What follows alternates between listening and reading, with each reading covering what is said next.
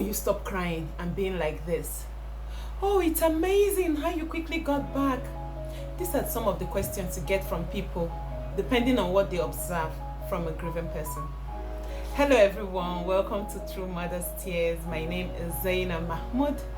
I'm a mother, a wife, a grief loss, and a parenting coach. If you've been part of the family from the onset, like I always say, I can never be tired of saying thank you.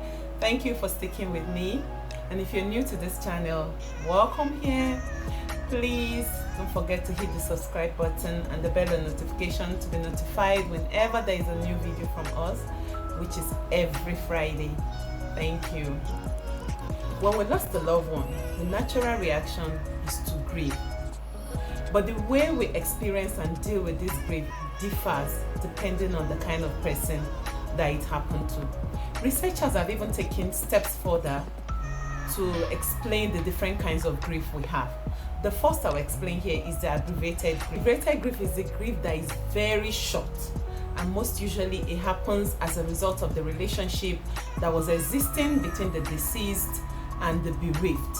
Sometimes it's usually not, or in most cases it is usually when it's a bad relationship that you see the bereaved being able to quickly get over and move on with his or her own life. The grief is usually not difficult and is not long. The second is the absent grief.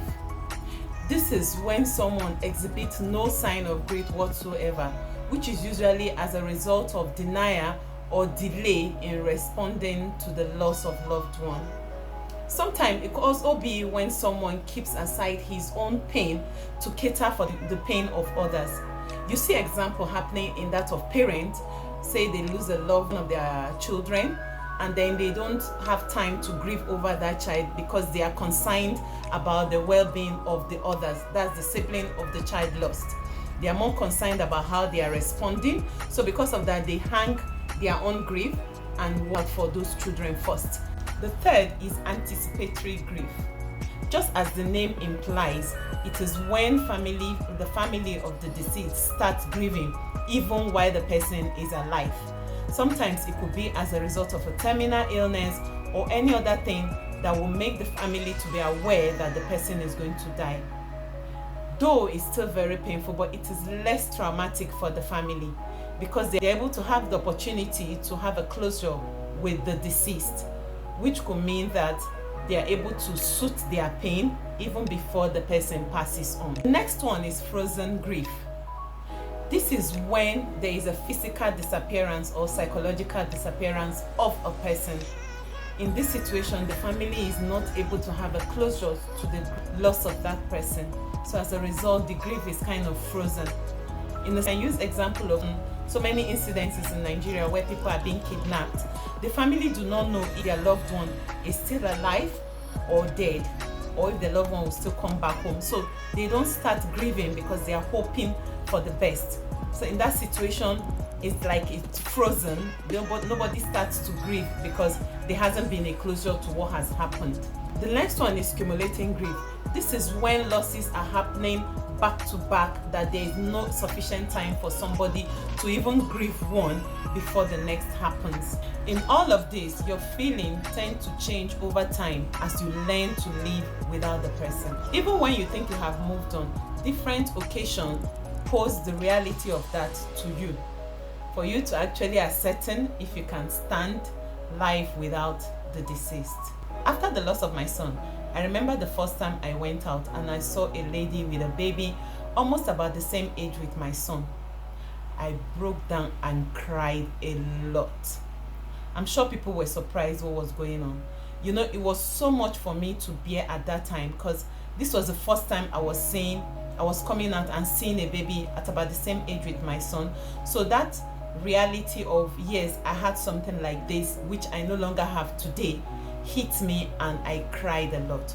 So sometimes it's when you are faced with that loss, the reality of it and how you respond that determine how well you are coping in your grief. Different occasions will throw you into an emotional roller coaster.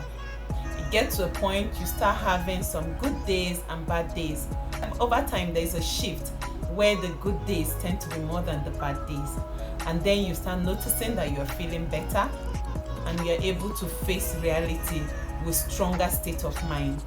Though these changes are always gradual. A situation where you find yourself emotionally strong, be free to be yourself and carry out any responsibility that is expected of you without fear of what people will say. People might be surprised on how early you are able to move on.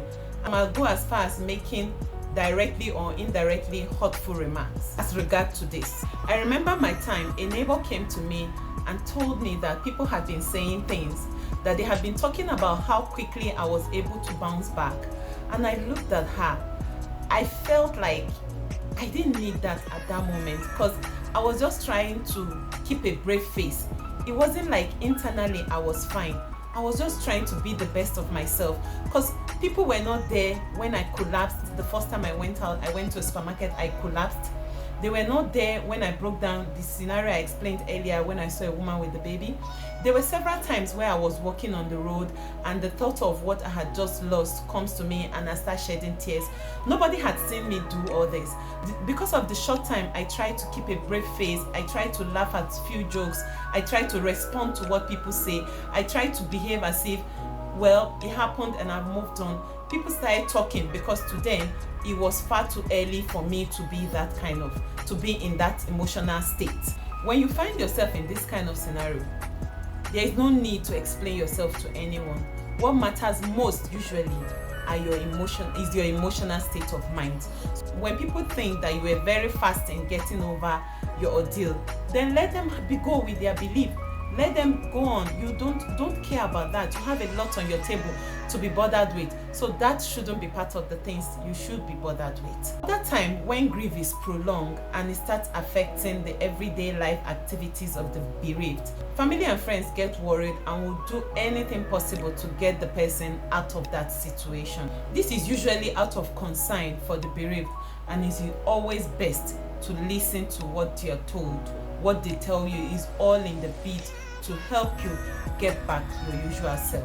After all this, when you do not feel improvement in your emotional well-being, then it's best you talk to someone that is experienced and you trust, or you can also go as far as getting the service of a therapist. I saw a therapy during my time and I know how well it helped me in my grieving process.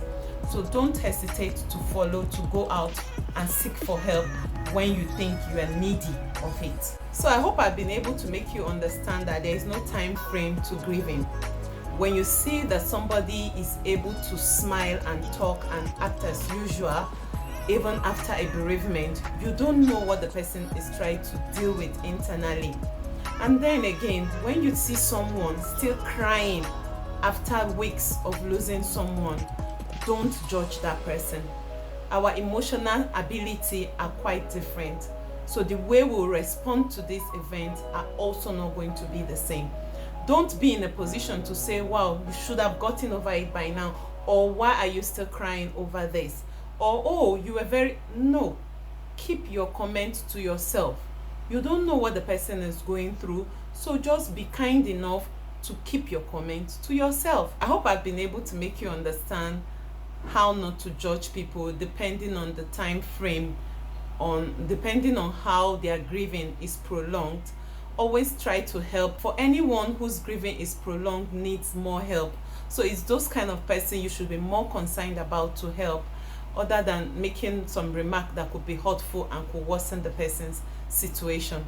So when next you see someone that is still grieving even after a long time, offer the person a crying shoulder, or just try in your own way to do the little you can to help that person. Please don't judge. Please don't judge. Thank you for sticking around, and if you're new, please don't forget to hit the subscribe button and the bell notification to be notified whenever we upload a new video. Thank you so very much. I remain yours again, Zainab Mahmoud. Do have a lovely week. Until next week when there is another video from us, stay good until we meet once again. Bye.